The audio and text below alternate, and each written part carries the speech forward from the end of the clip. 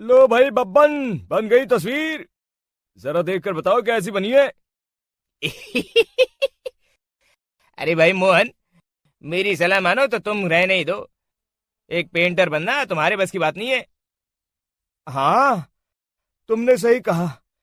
मुझे भी कुछ ऐसा लगता है। खैर, आज शाम की गाड़ी से मैं शहर वापस जा रहा हूँ।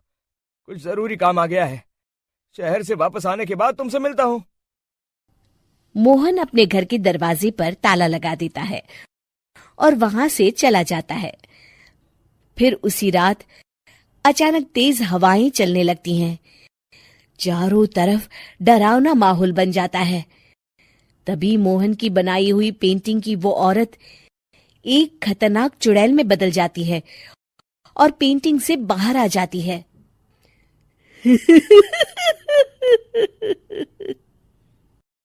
चुड़ैल घर के बाहर चली जाती है।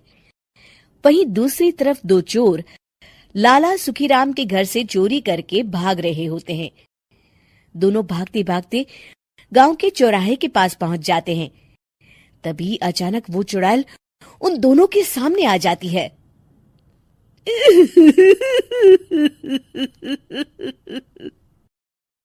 अरे मर गया रे!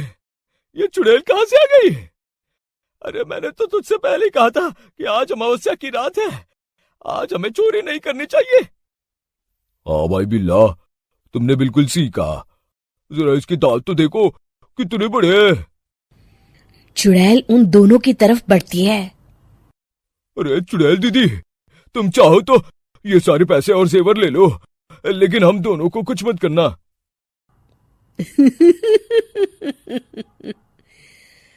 पैसे और जेवर के लालच में तुम इंसान बिकते हो, हम चुड़ैल नहीं।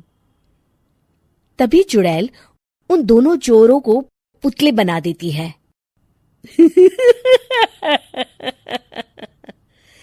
मैं किसी को नहीं छोड़ूंगी। अब कोई मुझसे नहीं बच सकता।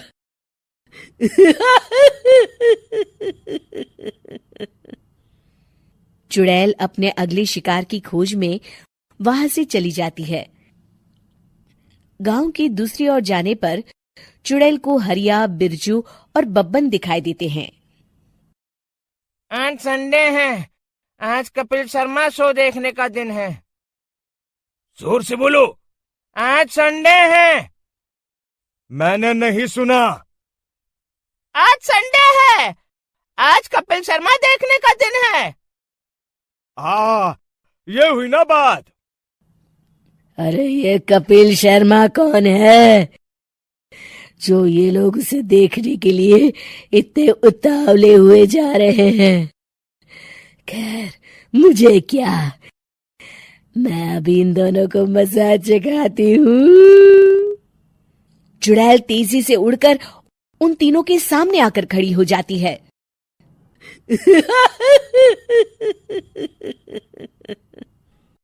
कपिल शर्मा शो बाद में देखना, पहले मुझे देख लो। बब्बन चुड़ैल को देखते ही पहचान जाता है। अरे ये तो तस्वीर वाली औरत के जैसी दिख रही है। मुझे अभी नहीं मरना है। अरे भागो रे! तीनों वहां से भाग खड़े होते हैं। बब्बन तो किसी तरह अपनी जान बचाकर वहां से भाग जाता है, लेकिन हरिया और बिरजू को चुड़ैल पकड़ लेती है और उन्हें पुतला बना देती है। फिर चुड़ैल बब्बन को पकड़ने के लिए उसका पीछा करती है, लेकिन बब्बन उसे कहीं नहीं दिखाई देता। अरे वो मोटा तो बड़ा तेज भागता है, शायद उस तरफ गया होगा। बब्बन एक दीवार के पीछे छुपकर बैठ जाता है और चुड़ैल उसके सामने से आगे निकल जाती है। बाल बाल बच गया। अगली सुबह बब्बन सभी गांव वालों को सारी बात बता देता है। फिर उस चुड़ैल के डर से रोज शाम होते ही पूरे गांव में सन्नाटा छा जाता था और कोई भी अपने घर के बाहर नहीं निकलता था। अरे ये क्या हो गया? इतनी देर से घूम रही हूं, अभी तक एक भी आदमी नहीं मिला। अरे कहां मर गए सबके सब? चुड़ैल वहां से चली जाती है। इस तरह कुछ दिन बीत जाते हैं। फिर एक दिन मोहन गांव वापस आता है। बब्बन उसे बताता है कि उसकी बनाई तस्वीर से एक चुड़ैल बाहर आ गई है। मोहन समझ जाता है कि ये कोई आम कागज नहीं है। वो जो भी उस कागज पर बनाएगा वो असलियत का रूप ले लेगा।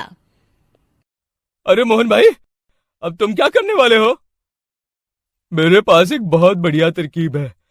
मैं इस कागज पर उस चुड़ैल की एक ऐसी तस्वीर बनाऊंगा जिसमें वो तपती धूप के नीचे खड़ी दिखाई देगी, और फिर जैसे ही सवेरा होगा वो चुड़ैल इस कागज से निकलकर बाहर चली जाएगी और सूरज की तेज धूप में जलकर राख हो जाएंगी। मोहन बिल्कुल वैसे ही तस्वीर बना देता है और जैसे ही सवेरा होता है वो चुड़ैल कागज से निकलकर बाहर धूप में चली जाती है और सूरज की गर्मी बर्दाश्त नहीं कर पाती और जलकर राख हो जाती है।